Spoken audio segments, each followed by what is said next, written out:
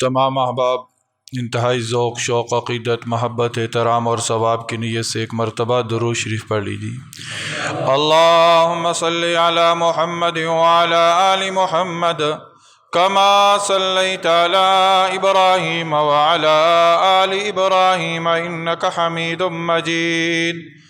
اللہم بارک علی محمد وعلی آل محمد کما بارکت علی ابراہیم وعلی آل ابراہیم انک حمید مجید۔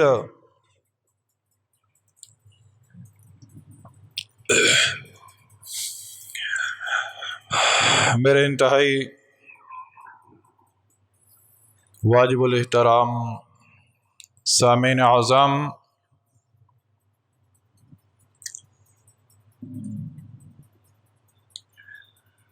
اس دنیا کے اندر جس طرح ہمیں وقت گزارنا چاہیے تھا، دکھائی ایسا دے رہا ہے کہ ہم ویسا وقت گزار نہیں رہے۔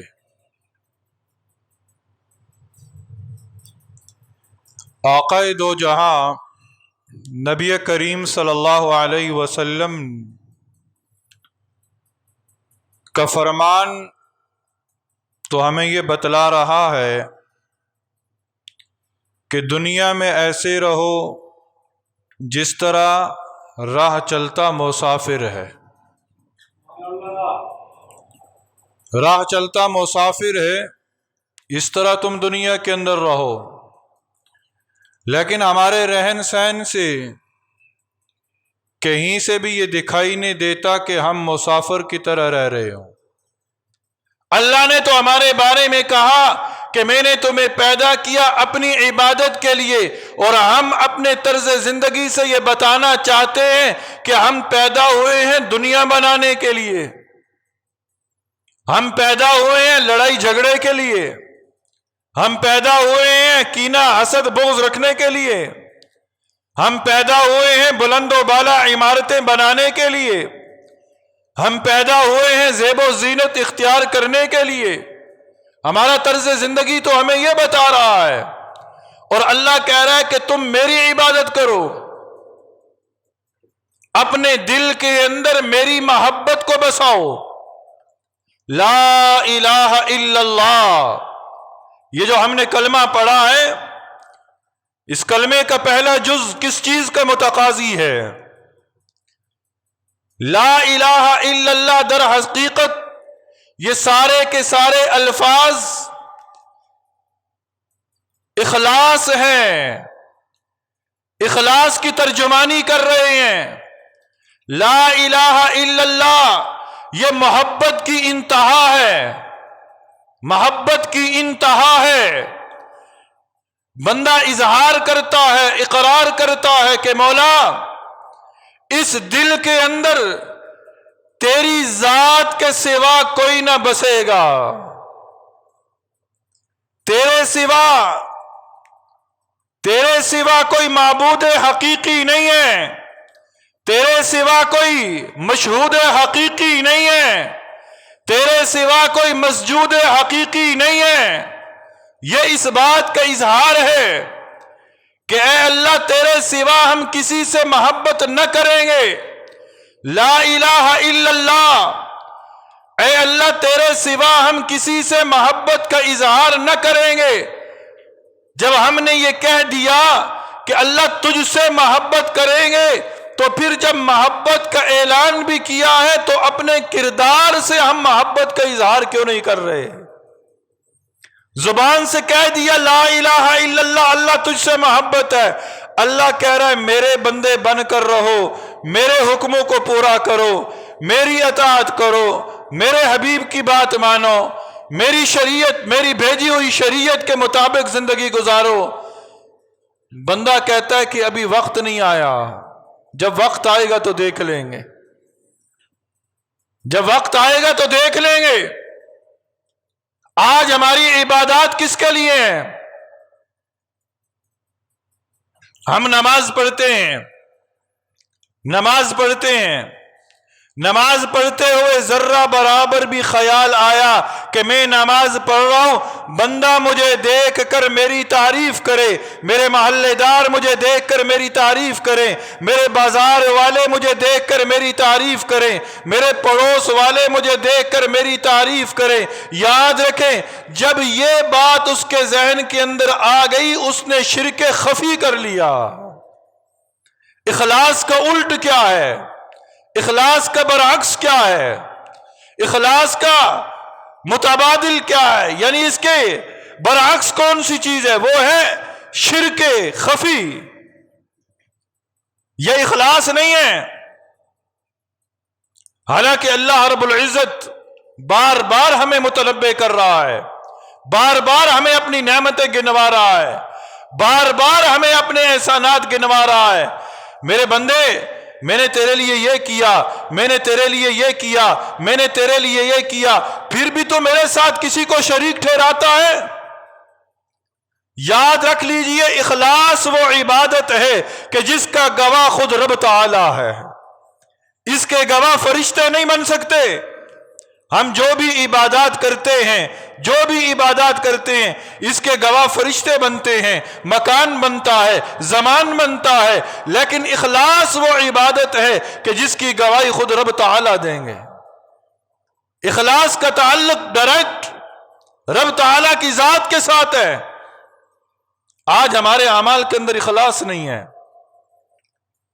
ایاز جو محمود غزنوی کا غلام تھا نا، وہ اپنے بادشاہ سے، اپنے مالک سے جو محبت کرتا تھا، اس محبت کے اندر اخلاص تھا، اخلاص تھا۔ آج ہماری محبت کے اندر اخلاص نہیں ہے۔ محبت کے اندر اخلاص ہوتا تو رمضان کے بعد یہ مسجدیں ویران نہ ہوتی۔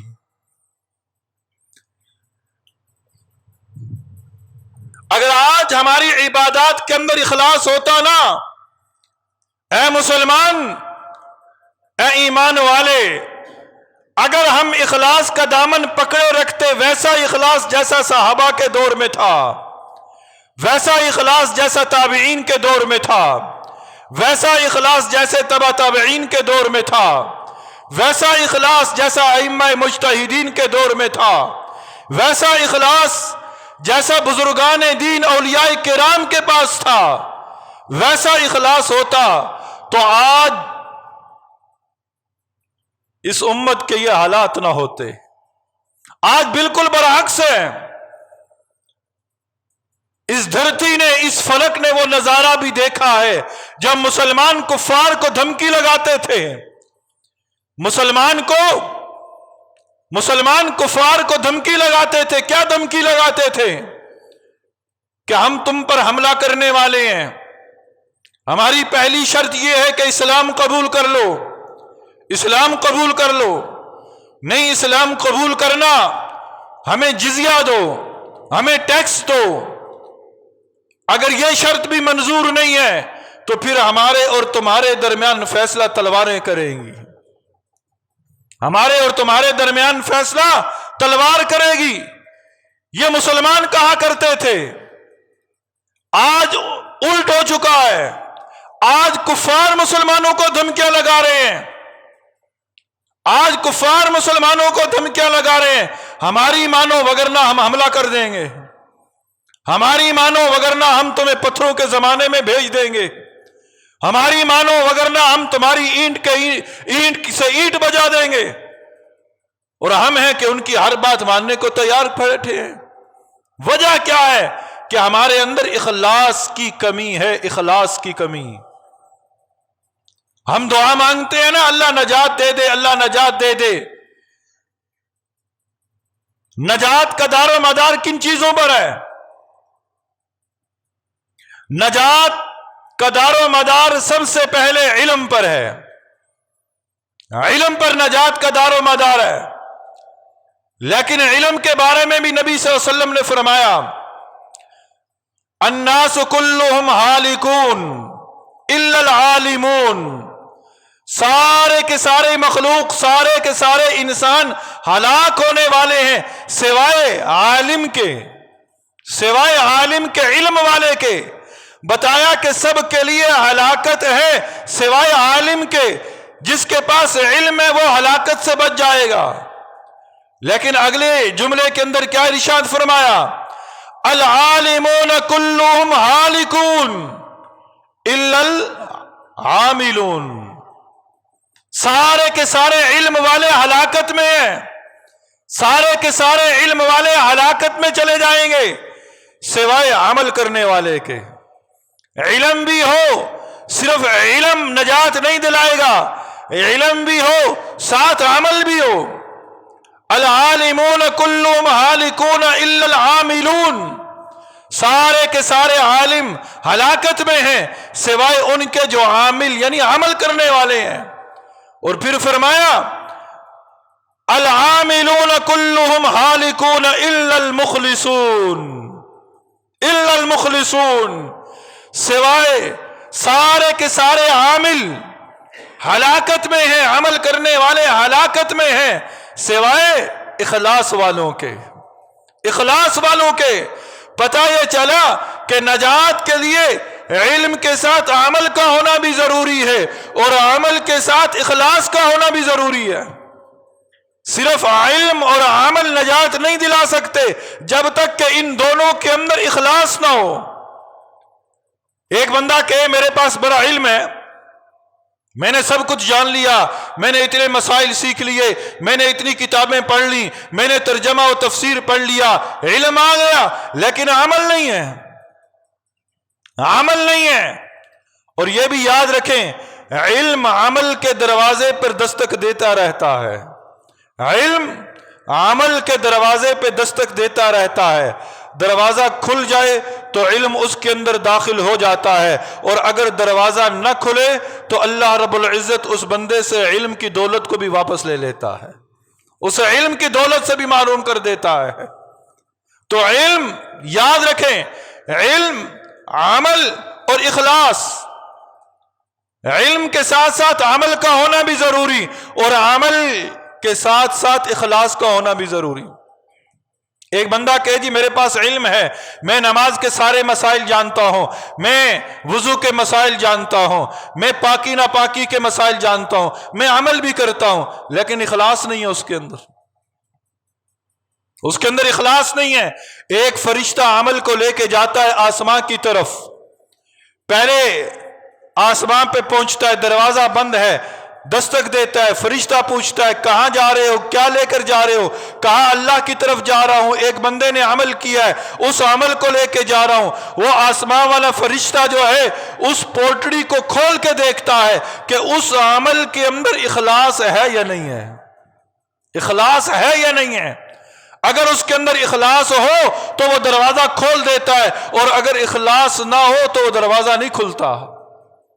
آج ہماری دعائیں ہیں اللہ رحم کر، اللہ کرم فرما، اللہ مظلوموں کی مدد فرما، لیکن فرشتوں کا ظہور نہیں ہو رہا، مددیں نہیں اتر رہی، حالات نہیں سنور رہے۔ وجہ کیا ہے کہ ہمارے علم بھی ہے، عمل بھی ہے، اخلاص کا فقدان ہے، اخلاص نہیں ہے۔ پھر وہی عمل اللہ کی بارگاہ میں پہنچتا ہے، فرشتہ لے کر اللہ کے پاس پہنچتا ہے، اور اللہ رب العزت بھی اس عمل کو کھول کے دیکھتے ہیں۔ اگر اخلاص ہے تو عمل کو قبول کر لیا جاتا ہے، اور اگر اخلاص نہیں ہے تو اللہ رب العزت اس عمل کو جس بندے نے کیا اس کے منہ پر دے مارتے ہیں، اس عمل کو قبول نہیں کیا جاتا۔ ہم نے سنا قرآن بھی کہتا ہے نماز بے حیائی اور بری باتوں سے روکتی ہے، نماز بے حیائی اور بری باتوں سے روکتی ہے، لیکن آج کی نماز کیوں نہیں روک رہی؟ آج کی نماز ہمیں جھوٹ سے کیوں نہیں روکتی؟ آج کی نماز ہمیں غیبت سے کیوں نہیں روکتی؟ آج کی نماز نوجوان کو بدنظری سے کیوں نہیں روک رہی؟ آج کی نماز نوجوان کو ماں باپ کی نافرمانی سے کیوں نہیں روک رہی؟ وجہ کیا ہے؟ نماز پڑھتے تو ہیں پر نماز کے اندر اخلاص نہیں ہے، اخلاص کی کمی ہے۔ اور پھر فرمایا مخلص لوگوں آپ بھی اخلاص کی نعمت حاصل کرنے کے بعد غرور و تکبر میں نہ آ جانا۔ نبی صلی اللہ علیہ وسلم نے فرمایا الناس كلهم هالكون الا العالمون والعالمون كلهم هالكون الا العاملون والعاملون كلهم هالكون الا المخلصون والمخلصون على خطر عظیم، على خطر عظیم۔ مخلص لوگ بھی خطرے میں ہیں، مخلص لوگ بھی خطرے میں ہیں۔ کس چیز کا خطرہ؟ کہیں ان کے دل کے اندر تکبر نہ آ جائے، کہیں ریاکاری نہ آ جائے، کہیں دکھلاوا نہ آ جائے۔ ان بیماریوں سے خطرہ ہے۔ جس کے اندر یہ بیماریاں آ گئیں وہ اخلاص والی نعمت سے بھی محروم۔ حضرت ابو ہریرہ کی وہ روایت جو آپ نے بارہا سماعت فرمائی ہے کہ اس روایت کو نقل کرتے وقت حضرت ابو ہریرہ رضی اللہ تعالی عنہ پر غشی کے دورے پڑ جایا کرتے تھے۔ روایت کون سی ہے؟ لمبی روایت ہے۔ آج دنیا کے اندر بڑا عالم، بڑا سخی، مجاہد، یہ بڑی نعمتیں ہیں، لیکن کل قیامت کے دن ایک عالم کو بلایا جائے گا، اللہ پوچھے گا اس سے بتا میرے لیے کیا لے کر آئے گا؟ وہ عالم کہے گا اللہ علم حاصل کیا، علم حاصل کیا، تیرا دین پڑھا، لوگوں کو بتایا، لوگوں کو سکھلایا۔ اللہ رب العزت کی طرف سے جواب آئے گا یہ جھوٹ بولتا ہے، اس نے علم حاصل کیا، لوگوں کو بھی بتایا، لیکن نیت اس کی یہ تھی کہ لوگ مجھے بڑا عالم کہیں، لوگ مجھے بڑا خطیب کہیں، لوگ مجھے بڑا مقرر کہیں۔ سو دنیا کے اندر وہ کہا جا چکا، اب میرے ہاں تیرا کوئی مقام نہیں ہے۔ اے سخی تو کیا لے کر آیا؟ اللہ تو نے دولت دی، تیری مخلوق پہ خرچ کرتا رہا، جھوٹ بولتا ہے، دولت میری تھی، تیرے پاس موجود تھی، تو لوگوں کو دیتا رہا اس لیے کہ لوگ مجھے سخی کہیں۔ سو دنیا کے اندر وہ کہا جا چکا، اب میرے ہاں تیرا کوئی مقام نہیں ہے، میرے ہاں تیرا کوئی مقام نہیں ہے۔ مجاہد تو بتا، اللہ تو نے جوانی دی، زندگی دی، طاقت دی، اللہ تیری راستے میں لڑا، لڑتے لڑتے شہید ہو گیا، شہید ہو گیا، شہید ہو گیا۔ رب کہے گا تو جھوٹ بولتا ہے، تو شہید اس وجہ سے ہوا کہ لوگ تیری تعریف کرے، سو وہ دنیا کے اندر کہا جا چکا اب میرے ہاں تیرا کوئی مقام نہیں ہے۔ اے فرشتوں، ان کو اوندے منہ گھسیٹ کر لے جاؤ اور جہنم میں پھینک دو۔ ذرہ برابر ریاکاری آئی اور علم ضائع، ذرہ برابر ریاکاری آئی اور عمل ضائع، ذرہ برابر ریاکاری آئی اور اخلاص ضائع۔ اس لیے یہ وہ نعمتیں ہیں کہ جن نعمتوں کی حفاظت آج نہیں ہو رہی۔ ٹھیک ہے، علم بھی ہے، عمل بھی ہے، اخلاص بھی ہوگا، لیکن حفاظت نہیں ہے، ریاکاری ہے، دکھلاوا ہے۔ اور جب اخلاص آ جاتا ہے نا، پھر اللہ رب العزت کی رحمتوں کا نزول ہوتا ہے، رحمتوں کا نزول ہوتا ہے۔ جس بندے کے اندر اخلاص ہو، اللہ رب العزت اس کی مشکلات کو حل فرما دیتا ہے۔ جس بندے کے اندر اخلاص ہو، اللہ فتنوں سے اس کی حفاظت فرماتے ہیں، فتنوں سے۔ آج موجودہ دور فتنوں والا دور ہے، پرفتن دور ہے،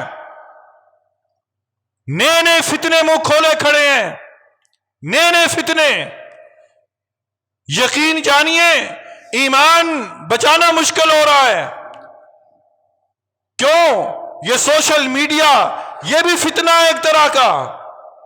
یہاں ایسے ایسے لوگ آ کر بیٹھے ہیں جو دین کی غلط تشریح کر رہے ہیں، مسائل کو غلط انداز میں بیان کر رہے ہیں، اور آج کا نوجوان ان مسائل کو سنتا ہے اور جہاں آسانی دیکھتا ہے اسی طرف چل پڑتا ہے، اسی طرف چل پڑتا ہے۔ اگر اخلاص ہوتا تو اللہ رب العزت اس فتنے سے حفاظت فرما دیتے۔ سورہ یوسف ہے، حضرت یوسف علیہ السلام کے سامنے زلیخا آئی۔ حال ایسا تھا کہ بالکل آمنے سامنے ہیں، بالکل آمنے سامنے، دروازے بند، تالے لگے ہوئے، کوئی تیسرا شخص موجود نہیں۔ قرآن کہتا ہے وقالت حیت لک، وقالت حیت لک، زلیخا نے کہا اب تو آ جا، اب تو آ جا۔ اللہ رب العزت نے اس فتنے کے وقت اپنے یوسف کی حفاظت فرمائی۔ کذالک لنصرف عنہ السوء والفحشاء، ہم نے اسے بچا لیا بے حیائی اور بری بات سے۔ اے اللہ تو نے کیوں بچایا؟ تو نے یوسف کو کیوں بچایا؟ انہ من عبادنا المخلصین، میں نے اسے اس لیے بچایا کہ وہ میرے مخلص بندوں میں تھا، مخلص بندوں میں تھا۔ پتہ یہ چلا کہ جس کے اندر اخلاص ہوگا اللہ اس کی فتنوں سے حفاظت فرمائیں گے، فتنوں سے حفاظت۔ آج اگر ہم فتنوں سے بچنا چاہتے ہیں اپنے اندر اخلاص پیدا کریں۔ اور اخلاص کیا ہے؟ میں نے شروع میں عرض کیا اخلاص کیا ہے، اخلاص کی تعریف کیا ہے؟ اخلاص ملے گا کہاں سے؟ لا الہ الا اللہ یہ اخلاص ہے، لا الہ الا اللہ یہ اخلاص ہے کہ اے اللہ تیرے سوا کوئی معبود حقیقی نہیں ہے، اللہ تیرے سوا کوئی مسجود حقیقی نہیں ہے، اے اللہ تیرے سوا کوئی مشہود حقیقی نہیں ہے، اے اللہ اس دل کے اندر اگر محبت ہے تو صرف تیری محبت ہے۔ محمد الرسول اللہ اس اخلاص کی تصدیق ہے، اس قول کی تصدیق ہے محمد الرسول اللہ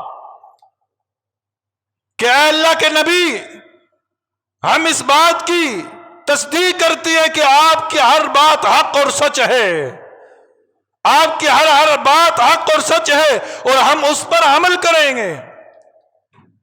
جب یہ دونوں کلموں کے جز ہمارے دل کے اندر بیٹھ جائیں گے تو اخلاص آ جائے گا۔ اور اخلاص دور کب ہوتا ہے؟ علماء نے بڑی وجوہات لکھی ہیں، ان وجوہات ساری کو ساری بیان کرنے کا وقت نہیں۔ ایک وجہ کہ جس سے اخلاص کی نعمت چھن جاتی ہے وہ کون سی ہے؟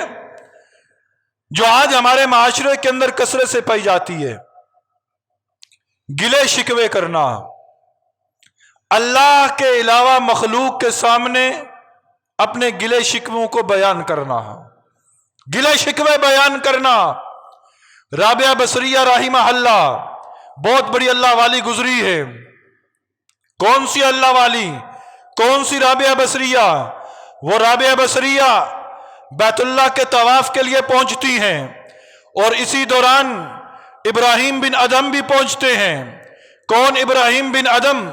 جو مقام بلخ سے چلے تھے اور ایک قدم پر مصلی بچھا کر ایک قدم اٹھاتے تھے نا، ایک قدم اٹھانے کے بعد وہ مصلی بچھاتے تھے اور اللہ کے حضور سجدہ ریز ہو کر یہ قدم جو اللہ کے گھر کی طرف اٹھا اس پر 2 رکعت شکرانے کے نفل پڑھتے تھے، 2 رکعت شکرانے کے نفل پڑھتے تھے۔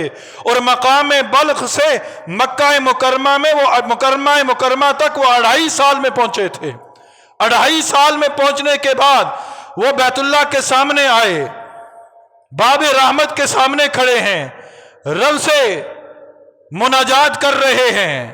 دور دیکھتے ہیں ایک جگہ جمگٹا ہے، لوگ جمع ہیں، پوچھتے ہیں، دیکھتے ہیں کہ وہاں پر انوار و تجلیات کی بارش ہو رہی ہے اور یہ اللہ کے حضور درخواست کرتے ہیں کہ مولا میں تیری بارگاہ میں پلکوں کے بل آیا ہوں، اللہ تیری بارگاہ میں لوگ قدموں کے بل چل کے آتے ہیں، میں پلکوں کے بل آیا ہوں، میں نے ہر قدم پر سجدہ کیا ہے، اے اللہ اتنے انوار و تجلیات میرے اوپر نہیں برس رہے جتنے انوار و تجلیات اس جمگٹے پر برس رہے ہیں، اس گروہ پر برس رہے ہیں۔ پتہ کیا آخر وجہ کیا ہے؟ پتہ چلا یہ زمانے کی ولیہ رابعہ بصریہ بیٹھی ہے۔ جا کے پوچھا اے رابعہ تو کون سا عمل کر کے آئی ہے؟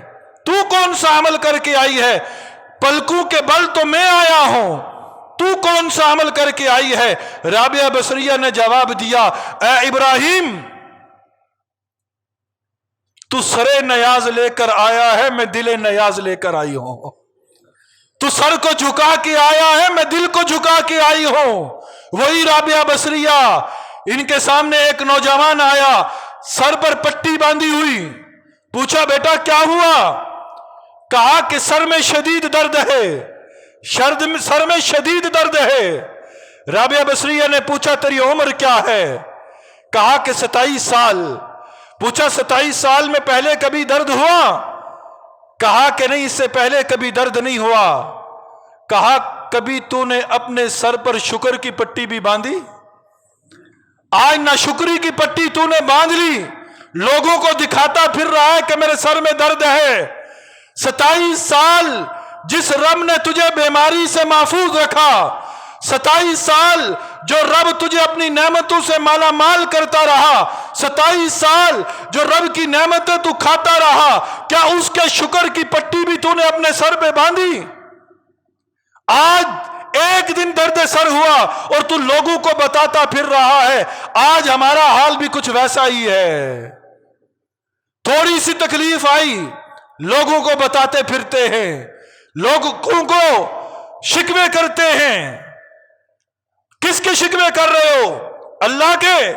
اور اللہ کے بندو، جب اللہ نے تمہیں نعمتیں دی اس کی تعریف تم نہیں کر سکے، اور اللہ نے تم پر یہ حالات اب لے کر آیا ہے، ان حالات کے اندر تم اللہ کا شکر ادا کرو۔ لوگوں کے سامنے اپنے رونے نہ رو۔ آج پوچھیں جی کاروبار کیسا ہے؟ جی بڑا مشکل، بڑے حالات خراب ہیں، گھر کا گزارا نہیں چل رہا۔ جب اچھا کر رہا تھا کبھی اللہ کی تعریف کی ہے؟ بیمار ہے کوئی، عیادت کرنے جائیں، پوچھیں کیا حال ہے؟ بس جی مر رہا ہوں، بڑا علاج کروایا، وہاں سے دوائی لی، وہاں سے دوائی لی، نہیں ٹھیک ہو رہا۔ جب تو ٹھیک تھا کبھی اللہ کی نعمتوں کا شکر ادا کیا؟ یہ حالات بنانے اور بگاڑنے والا کون ہے؟ اللہ ہے۔